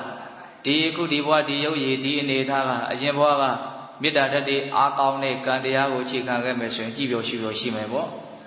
နော်ဒေါသဓာတ်တွေစွတ်ဖက်လာတဲ့ကံတရားကိုအခြေခံခဲ့မယ်ဆိုရင်တော့ရုပ်ဆိုးလေးဖြစ်မယ်ပေါ့ဟုတ်တာဒါပဲလေဒါလည်းပဲအကြောင်းတရားပေါ်မှာမူတည်တာပဲဒါပေမဲ့တရားဓမ္မတို့ဦးဇင်းတို့တွေကအကုန်လုံးကိုယ်စွမ်းလို့ထင်နေကြတာနော်တကယ်တမ်းကကံစွမ်းစိတ်စွမ်းဥဒုစွမ်းအာဟာရစွမ်းဒါကိုမိပြုပြီးတော့ဖြစ်ပေါ်နေကြတာအဲ့တော့အကြောင်းကိုဆွဲပြီးတော့ဖြစ်နေတယ်အကြောင်းချုပ်လို့ရှိရင်ဒါကြီးချုပ်သွားတယ်နော်ဒီအယုတ်ဟာအကြောင်းကိုဆွဲပြီးတော့ဖြစ်နေတယ်ဒီအယုတ်ဟာအကြောင်းချုပ်ရင်ချုပ်သွားတယ်လို့ပြောတဲ့စကားကိုအခြေတဝတ်စဉ်းစားတတ်ဖို့စဉ်းကျင်တတ်ဖို့မလိုဘူးလားလိုတယ်အဲ့ဒါကိုဦးဇင်းတို့အခြေတဝတ်ပြောရမယ်ဆိုရင်တော့ဘာကိုပြောလဲဆိုပရိစ္ဆေသမုပ္ပါဒေသနာကိုပြောစရာရှိတယ်ပေါ့နော်ပရိစ္ဆေသမုပ္ပါအဝိဇ္ဇာပစ္စယသင်္ခါရသင်္ခါရပစ္စယဝိညာဏသူကတော့အယံကိုနဲ့နေတဲ့နော်အကြောင်းအကျိုးကိုပြောတဲ့နေရာမှာအလွန်မှစိတ်ဆက်တဲ့တေချာတဲ့နားလည်ဖို့လည်းပဲအများကြီးကြိုးစားအထောက်ဖို့လိုအပ်တဲ့ဒေသနာတော်တစ်ခုပေါ့အဲ့ဒါကိုနားလည်ခြင်းအဖြစ်ရရှိမဲ့အကျိုးကျေးဇူးကလည်းအလွန်တရာမှကြီးမားတယ်လို့ဆိုရမယ်အရှင်တို့လေဒီဆိုတော့ဘုရားကြီးရေးတဲ့ပရိစ္ဆေသမုပ္ပါတိပိဋိဆိုတာရှိရနော်အဲ့မှာဆိုတော့ကြီးဟာတက္ကာယဒိဋ္ဌိနဲ့ဝိသိကိစ္စကိုထူးခြားတဲ့ကိလေသာလို့ဒီလိုသုံးတယ်နော်သူ့ကိုတေချာပေါက်ကြောက်ဖို့အတွက်သူ့ကိုဖယ်ရှားဖို့အတွက်ဒီပရိစ္ဆေသမုပ္ပါတိပိဋိကိုစီရင်မယ်ဆိုတော့ဆိုကြီးကအဲ့လိုလေးရေးတယ်နော်ထင်ရှားဖြစ်ပေါ်နေတဲ့ယုံနာတဘာဝတရားကိုပုဂ္ဂိုလ်တ attva လို့ထင်နေတဲ့ဒီတက္ကာယဒိဋ္ဌိနဲ့ယုံမတန်တရားအမျိုးမျိုးဒီဝိသိကိစ္စသည်အလွန်အရေးပါတဲ့ကိလေသာတရားပဲပြောရရင်သူ့ကိုပယ်နိုင်ပြီဆိုရင်ကျန်တဲ့ကိလေသာတွေကပြီးရင်တစနဲ့အကုန်လုံးအရင်လဲရင်အဖျားထင်ဖြစ်ရဒါနားလဲဖို့လိုရနော် ဆိုကြပါစို့သောတပတိမဉ္ဇဉ်ရလို့ပူညာမဉ္ဇဉ်ပူညာရလို့တက္ကာဒိဋ္ဌိနဲ့ဝိသိကိစ္စကိုပယ်ပြီးဆိုရင်ကျန်တဲ့ကိလေသာတွေတော့ကျန်သေးတာမှန်တယ်သို့တော့ဘယ်လောက်ကြာအဲ့ဒီကိလေသာတွေဆက်ပြီးတော့ဖြစ်ခွင့်ရှိမလဲဘယ်လောက်မှမကြာတော့ဘူးနော်ကာမဘုံမှာအနည်းဆုံးအများဆုံး9ဘဝနေပြီးရင်ဒါအကုန်လုံးဇရာပြတ်အဲ့တော့တက္ကာယဒိဋ္ဌိနဲ့ဝိသိကိစ္စကိုထူးခြားတဲ့ကိလေသာတရား2ပါးလို့ပြောတာပြောလိုက်တယ်အဲ့တော့အဓိကကိလေသာကိုပယ်တတ်ဖို့ကြိုးစားတဲ့နေရာမှာအဲ့ဒီငါဇွဲဆိုတဲ့အလွန်မှားယွင်းတဲ့တက္ကာယဒိဋ္ဌိကိုဥတည်ပြီးတော့ပယ်တတ်နိုင်အောင်ကြိုးပမ်းကြရမယ်ဒါလိုရင်းပဲနော်သူမရှိဘူးဆိုလို့ရှိရင်လောဘကလည်းတိတ်ကြောက်စရာမရှိဘူးဒေါသကလည်းတိတ်ကြောက်စရာမရှိဘူး။also အပေလေးပါးကြတဲ့အထိမောဟကလည်းအဲ့လောက်မမိုက်တော့ဘူး။တက္ကာဒိဋ္ဌိသာမရှိတော့ဘူးဆိုရင်မောဟကလည်းအပေလေးပါးကြတဲ့အထိမိုက်မဲတဲ့အလုပ်တွေကိုလုပ်ဖို့မတိုက်တွန်းနိုင်တော့ဘူး။လောဘကလည်းပဲအပေရောက်တဲ့အလုပ်တွေကိုလုပ်ဖြစ်သည့်အထိတော့ဆွဲမဲ့မှုတွေမဖြစ်တော့ဘူး။ဒေါသကလည်းပဲဘလောက်ကြီးပါလဲပြောပြောအပေကြလောက်အောင်ထိတော့သူမပေါက်ကွဲတော့ဘူး။လောဘဒေါသမောဟတော့ရှိသေးတယ်။သို့တော့တက္ကာဒိဋ္ဌိကိုသာပေးနိုင်မယ်ဆိုရင်အဲ့ဒီလောဘဒေါသမောဟကအလွန်အားပြော့သွားပြီ။အပေလေးပါးပို့နိုင်တဲ့အထိစွန့်ရည်မရှိတော့ဘူးအပေလေးပါးရောက်တည်ကြည်ဒီခန္ဓာယထာကို तू မမောင်းနေနိုင်တော့သူ့ရဲ့အားအလောက်မရှိတော့ဘူးဟုတ်လားဒါကြောင့်တက္ကာယဒိဋ္ဌိနဲ့ဝိသိကိစ္စကိုဘာလို့ဖို့လို့တော့ပြစ်မှတ်ထားပြီးတော့ခင်မိတဲ့စကားလေးနဲ့ပြောရသူ့ကိုပြစ်မှတ်ထားတဲ့တယ်နော်သူ့ကိုတိုက်ခိုက်ဖို့လိုတယ်ပေါ့ဘယ်နည်းနဲ့တိုက်ခိုက်မလို့စောစောကပြောခဲ့တဲ့နာမရူပပရိစ္ဆေဒဉာဏ်ရှိတယ်အခုပြောနေတဲ့ပိစ္ဆေယပရိက္ခဉာဏ်ရှိတယ်စောစောကနာမရူပပရိစ္ဆေဒဉာဏ်လေးကလည်းအာကိုတဲ့နေနော်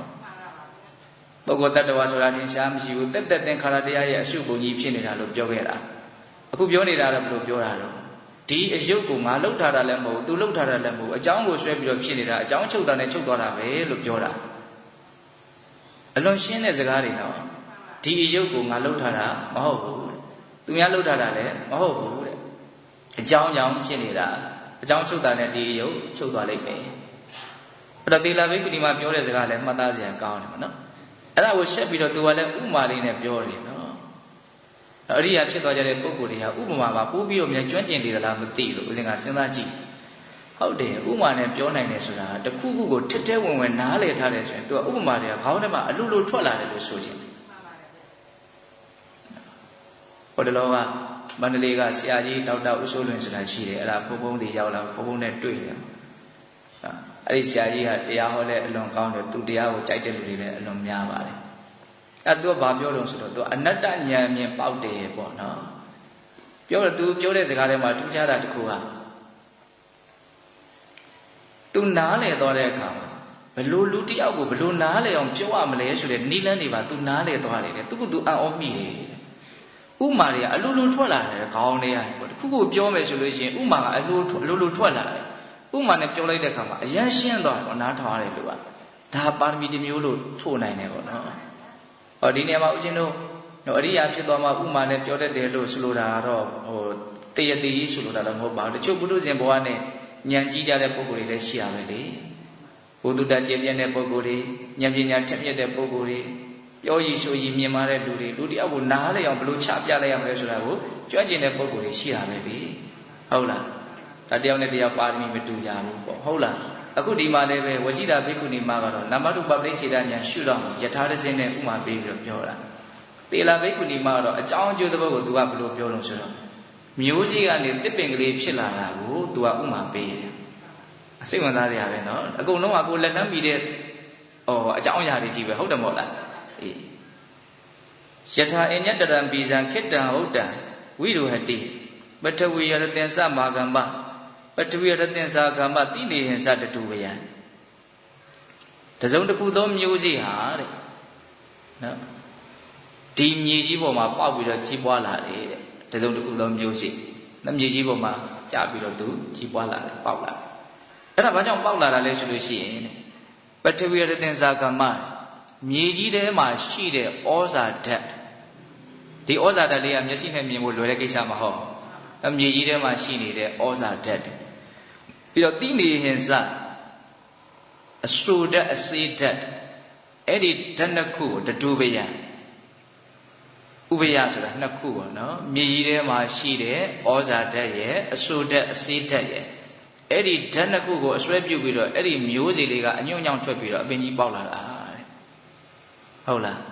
အဲ့လိုပဲဒီအယုတ်ကလည်းပဲအကြောင်းတရားကိုဆွဲပြီးတော့ဖြစ်လာတာအကြောင်းတရားမရှိတာနဲ့ချုပ်တာနဲ့အယုတ်လည်းပြတ်သွားရောဟုတ်လားဒီယုတ်ကိုငါလုပ်တယ်လို့ပြောလို့မရတယ်လို့သူလုပ်တယ်လို့ပြောလို့မရဘူးစောစောကတစ်ပင်လေးကိုဘယ်သူလုပ်တယ်လို့ပြောမလို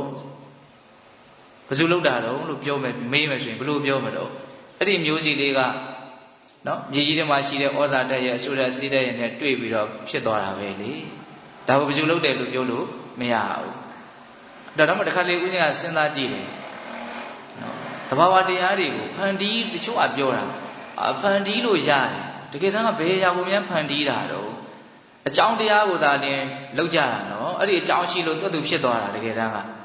ဟုတ်တယ်မဟုတ်လားပထဝီဓာတ်ကြီးဖြစ်အောင်ဘယ်သူဖန်တီးနိုင်တော့ဘယ်သူမှဖန်တီးနိုင်ပါဘူးဟုတ်တယ်မဟုတ်လားစဉ်းစားနော်ဒါကြောင့်ငါလုပ်တယ်ဆိုတာမရှိဘူးသူလုပ်တယ်ဆိုတာမရှိဘူးဖြစ်เสียအကြောင်းရှိရင်ဖြစ်လာတာပဲအဲ့ဒီဖြစ်เสียအကြောင်းတရားတွေကိုဝင်အောင်ချနိုင်တယ်ဆိုလို့ရှိရင်အဲ့ဒီအကျိုးတရားတစ်ခုဟာထွက်လာမှာပဲဟုတ်တယ်မဟုတ်လားအခုစက်ပစ္စည်းအမျိုးမျိုးတည်ထွင်ကြတယ်ဆိုတဲ့ပုံကိုယ်တွေဟိုဖန်တီးတာလားအကြောင်းတရားကိုလိုချင်တဲ့အကျိုးတရားတစ်ခုထွက်လာဖို့အတွက်အကြောင်းတရားကိုတော့သူတို့ချနိုင်တာလားဆိုတာလေးကိုစဉ်းစားတတ်ဖို့လိုတယ်ပေါ့ဟုတ်တယ်မဟုတ်လားသူတို့သုံးနေတဲ့ပစ္စည်းတွေကသဘာဝလောကကြီးထဲမှာသူရှိပြီးသားပဲလေတကယ်တမ်းကအဲ့ဒီဓာတ်သဘာဝကိုဘယ်သူဖန်တီးတာလဲဘယ်သူမှမဖန်တီးနိုင်ဘူးဟုတ်တယ်မဟုတ်လားအဲ့ဒါတွေကအကုန်လုံးသူ့အကြောင်းကျိုးဆက်ဆက်ပြီးတော့ဖြစ်နေတဲ့သဘာဝတရားတွေပဲနားလည်မယ်ထင်ပါတယ်နော်ဓာတ်သဘာဝအမျိုးမျိုးကိုလူတွေကလောက်တာလားမြေကြီးတွေတို့လိုရှိတဲ့နေရာထွက်မဲ့နေရာကနေပြီးတော့မလုပ်ရတော့ထုတ်ယူရတာပဲလေဟုတ်တယ်မဟုတ်လားဒါတော့သူအကြောင်းကျိုးဆက်ဆက်ပြီးတော့ဖြစ်နေတဲ့သဘာဝတရားဒါကြောင့်ဦးဇင်းတို့ပြည်သက်ပေါင်းတော်အောင်တို့မနမေးတဲ့မေကုန်းရဲ့အဖြစ်ကိုနည်းနည်းနားလည်ဖို့လိုတယ်နော်ဒီအယုတ်ကိုဘယ်သူလှုပ်ထားတာတုံးဒီအယုတ်ကဘာကြောင့်ဖြစ်လာတာတုံးဒီအယုတ်ဘာကြောင့်ချုပ်သွားတာတုံးတဲ့အလွန်ကောင်းတဲ့မေကုန်းပါပဲတော့ဒီအယုတ်ကိုငါလည်းမလုပ်ဘူးတဲ့ဒီအယုတ်ကိုသူများလည်းလှုပ်ထားတာမဟုတ်ဘူးတဲ့ဒီအယုတ်ကအကြောင်းတရားကြောင့်ဖြစ်လာတာအကြောင်းတရားမရှိချုပ်ပြီးဆိုတာနဲ့ဒီအယုတ်လည်းချုပ်သွားတာပဲတဲ့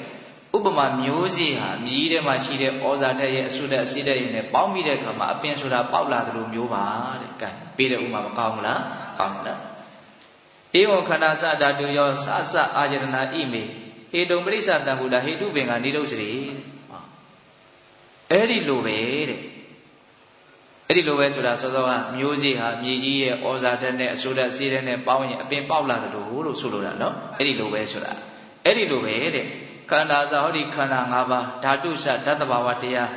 အာယတနာစအာယတနာတရား6ပါးအာယတနာ6ပါးဆိုတာဘာပြောတာတော့ယရှိနာနာတရားကိုစိတ်နော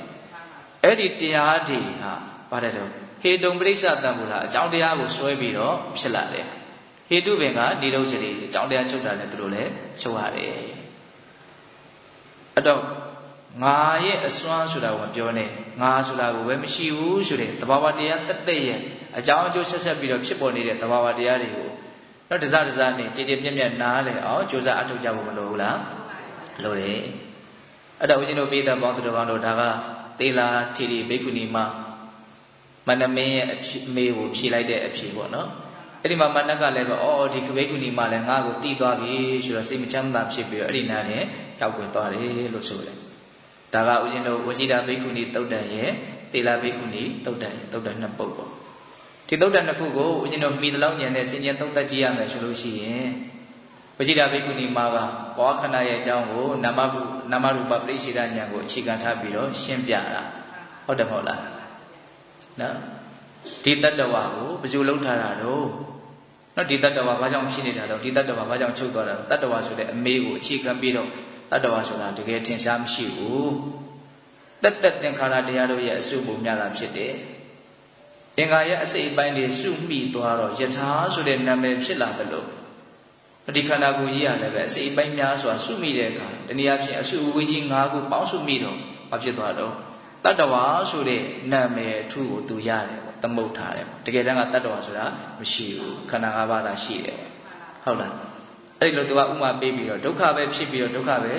ချုပ်နေတာဒုက္ခမှတစ်ပါးတခြားဖြစ်နေတာဒုက္ခမှတစ်ပါးတခြားချုပ်သွားတာမရှိဘူးလို့ဒါကဝရှိတာဘိက္ခုနီမပြောခဲ့တဲ့စကားရဲ့အနှစ်ချုပ်နော်နောက်သီလဘိက္ခုနီမကျတော့ဘယ်လိုမေးတော့ဒီအယုတ်ကိုဘယ်လိုလုပ်ထားတာတော့ဒီအယုတ်ကဘာကြောင့်ဖြစ်လာတာတော့ဒီအယုတ်ကဘာကြောင့်ချုပ်သွားတာတော့ ဒီရုပ်ကိုငါလည်းမလုပ်ပါဘူးတဲ့ဒီရုပ်ကိုသူများလုပ်ထားတာလည်းမဟုတ်အကြောင်းတရားကိုရွှဲပြီးဒီရုပ်ဖြစ်လာတဲ့အကြောင်းတရားချုပ်တော့ဒီရုပ်ချုပ်သွားတယ်ဥပမာမျိုးစေ့ဟာအမြည်ကြီးရဲ့ဩဇာတက်နဲ့အဆိုးတက်အစေးတက်နဲ့တွေ့တဲ့အခါမှာအပင်ပေါက်လာတယ်လို့မျိုးတော့ခန္ဓာဆိုတဲ့တရားတွေဓာတ်ဆိုတဲ့တရားတွေအာယတနာဆိုတဲ့တရားတွေဟာအကြောင်းကိုရွှဲပြီးတော့ဖြစ်ပေါ်လာတာအကြောင်းချုပ်တာနဲ့သူတို့လည်းချုပ်တောက်သွားတယ်လို့ဒီလိုရှင်းပြတယ်ဟုတ်လားဒါကြောင့်ဦးဇင်းတို့ပြည်သက်ပေါင်းသူတော်ကောင်းတို့အခုမိမိခန္ဓာမှာထင်ရှားဖြစ်ပေါ်နေတဲ့သဘာဝတရားတွေအပေါ်မှာဖြစ်တိုင်းဖြစ်တိုင်းနော်ဒလဇက်တိနေအောင်ကြိုးပမ်းရင်းဖြင့်တတိတမာတတိကိုထူထောင်ကြတယ်ဆိုတာအဲ့ဒီအမြင်မှန်တွေကိုရဖို့အတွက်ထူထောင်ကြရတာဒလဇက်တတိထားနေခြင်းအပြင်ပုဂ္ဂိုလ်တ attva သဘောဆိုတာရှာလို့မတွေ့ပါလားဘယ်အချိန်မှပုဂ္ဂိုလ်တ attva သဘောကိုမတွေ့ရပါလားသဘာဝတရားတွေကိုသာလည်းတွေ့ရတာပါလားလို့သိမလားနိုင်ဘူးလားသိလာနိုင်တယ်နော်တတိထားနေလို့ရှိရင်နာမရူပပရိစ္ဆေဒညာရှင်းတန်လာမှာဟုတ်လားပုဂ္ဂိုလ်တ attva သဘောမတွေ့ရပါလားအကုန်လုံးဟာသဘာဝတရားတွေကြီးပါလားဟောတဆင့်တက်ပြီးတော့အဲ့ဒီသဘာဝတရားဟာလည်းပဲဖန်ဆင်းထားလို့ဖြစ်တာလည်းမဟုတ်အကြောင်းပဲဖြစ်တာလည်းမဟုတ်ကိုယ်ဉာဏ်မျက်စိရှိတယ်ကိုယ်တတိရှိတယ်ဖြစ်เสียအကြောင်းရှိလို့ဖြစ်လာတာပြီးတော့လည်းဒီလိုပဲပျောက်ပြက်သွားတဲ့သဘောပဲဖြစ်เสียအကြောင်းရှိလို့ဖြစ်နေတာဆိုတာကိုလည်းပဲကိုယ့်ရဲ့လက်တွေ့ဉာဏ်မျက်စိနဲ့ကိုတော့မသိနိုင်မြင်နိုင်ဘူးလားမြင်နိုင်တယ်နော်တတိလာထားမယ်ဆိုလို့ရှိရင်ဟုတ်လားဒါကြောင့်တတိထားခြင်းအဖြစ်ဒီအတိတည်ဉာဏ်တွေကိုရအောင်ကြိုးပမ်းကြရမယ်ပေါ့အခုပြောနေတာတွေကဘာတွေလဲလို့မေးရင်နော်လူရင်းပြောရင်သူကသဘောတရားရေးဆိုင်ရာကိုပြောနေတာအဲ့ဒီသဘောတရားရေးပိုင်းဆိုင်ရာကိုတကယ်သိဖို့ကြတော့ဘာလို့အောင်တတိထားပြီးတော့လောက်ရမှာပြောတာကိုကြားလိုက်တာနဲ့တောက်လျှောက်ကြီးသိသွားတာမဟုတ်ဘူးနော်ဒါပေမဲ့သိဖို့အတွက်တော့အများကြီးအထောက်အကူတော့မပြုဘူးလားပြုတယ်ပုဂ္ဂိုလ်တ attva မဟုတ်ဘူးသဘာဝတရားတွေပဲလို့ပြောလိုက်တာလေးကိုကြားလိုက်တာလေးနဲ့တော့ဒီအတိဒီဉာဏ်ကြီးရသွားလိမ့်မယ်လို့မဆိုလိုဘူးနော်အဲ့လိုသာရကြကြကြီးဆိုရင်တော့ဒီဟာတော်တော်လွယ်တယ်လို့ဆိုရမှာပေါ့ဟုတ်တယ်မို့လားအဲ့လိုမဟုတ်ဘူးနော်ဒါကအထောက်အကူတော့ပြုမယ်လမ်းကြောင်းတည့်ဖို့အတွက်သို့တော့ဒီအတိဒီဉာဏ်ကိုတကယ်ရဖို့အတွက်ဘာလို့ရမှာလို့ဒါကိုပဲအာယုံစိုက်ပြီးတော့တတိထားပြီးတော့ဘာလို့မလို့စစ်ဆေးကြဖို့လိုတယ်စူးစမ်းကြဖို့လိုတယ်တတိထားပြီးတော့တိနေအောင်ကြိုးပမ်းကြဖို့လိုတယ်ဒါမှသူတို့ဟာဘာလဲဆိုတဲ့အဖြစ်မှန်ကိုတိကျကျရနိုင်မှာဟုတ်တယ်မဟုတ်လားအဲ့ဒီလိုရထားတဲ့အဖြစ်မှသာလေကိုယ်ပိုင်ညာလို့ဆိုရမှာနော်အေးဒါကြောင့်ပိဋကပေါင်းသူတော်ကောင်းတို့တော့အထုတ်နေကြတဲ့ဒီလုပ်ငန်းစဉ်ဟာဒီလိုအတိဉာဏ်တွေကိုဖြစ်ပေါ်စေတယ်ဆိုတာလေးကိုလည်းပဲဆက်ပြီးတော့တွေးမိဖို့ဒါလေးကိုနေကုန်ချုပ်ပြောပြတယ်နော်တော့45မိနစ်တော့ဆိုညတော့လည်းပဲတနာရီရှိသွားပြီနော်တော့ညလည်းပဲဦးဇင်းတို့ပြောရအောင်ပါဆိုတော့နည်းနည်းတော့ရှော့အောင်မှရမယ်ဟုတ်လားဒါကြောင့်ပိဋကပေါင်းသူတော်ကောင်းတို့ဒီအပမဒဆိုတဲ့တတိတရားလက်ကင်ထားပြီးတော့ကိုယ်ခန္ဓာမှာထင်ရှားဖြစ်ပေါ်နေတဲ့သဘာဝတရားတွေကိုဖြစ်တိုင်းနော်တတိထားပြီးတော့နေခြင်းလို့ရှိတဲ့တတိပဋ္ဌာန်တရားဒေသနာနဲ့အညီကြိုးစားအထုတ်ရင်းဖြင့်နော်အတိတူဉာဏ်တို့တွေကိုအစဉ်စဉ်မြင့်မြင့်မားမားရပြီးတော့နောက်ဆုံးမဲ့ဉာဏ်ကိုဉာဏ်ကိုရပြီးတော့နိဗ္ဗာန်ချမ်းသာကိုမျက်မှောက်ပြုနိုင်ကြတယ်သူတော်ကောင်းတွေဖြစ်ကြပါစေလို့ဦးဇင်းတို့ဆန္ဒပြုပြီးတော့ဒီကနေ့ပြုလုပ်အပ်သောဒါနသီလသမာဓိပညာကုသိုလ်ကောင်းမှုအစွတ်စွတ်ရဲ့စွမ်းတတ္တိကြောင့်ဘုရားတပည့်တော်တို့သည်မဲ့ဉာဏ်ပူဉာဏ်မျက်နိဗ္ဗာန်ကိုလျင်မြန်ထုတ်ချောင်မျက်မှောက်ပြုရစေကုန်သောဟုပတ္တနာအောင်စုပြုကြကုန်ရာတည်း